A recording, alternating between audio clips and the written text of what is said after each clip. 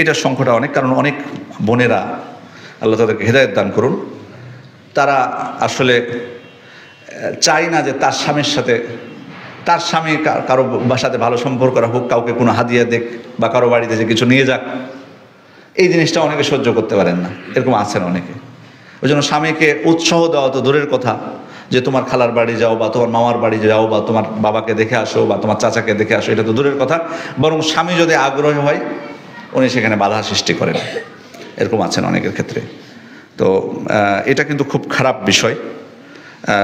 আর অনেক ভাইয়েরাও আছেন, মানে জীবন চলার পথের কিভাবে কি করবেন সব দায়িত্ব তার স্ত্রীকে দিয়ে দেন, মানে ওনার কোনো ভূমিকা নাই, উনি জাস্ট উনি উপার্জন করবেন আর সিদ্ধান্ত দেবেন ওনার ওয়াইফ, কার বাড়িতে যাওয়া লাগবে, কাকে কি করা লাগবে। স্ত্রী ঠিকই হয়তো তার নিজের বাবা মা, তার ভাই বোন, তাদেরকে ঠিকই ডাকতেছে, কিন্তু আপনি ডাকবেন এটা সে মেনে নিচ্ছে না।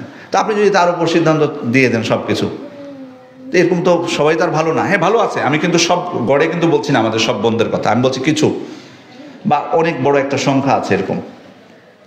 তো সেক্ষেত্রে আপনি তাকেই দিয়ে দিলেন সিদ্ধান্ত যে কার বাড়িতে আপনি যাবেন বা কার সাথে সম্পর্ক রাখবেন, কার সাথে রাখতে হবে না, এটা যদি তার হাতে দিয়ে দেন, এটা ঠিক কাজ করবেন না।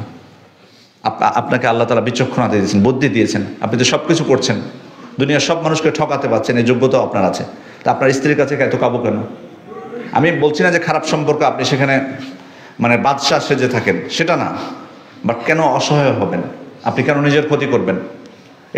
এটার জন্য তো আল্লাহর কাছে জবাব করতে হবে। তো এই স্ত্রীরাও কিন্তু অনেক সময় আত্মীয়তার সম্পর্ক ছিন্ন করার পিছনে বড় ভূমিকা রাখে।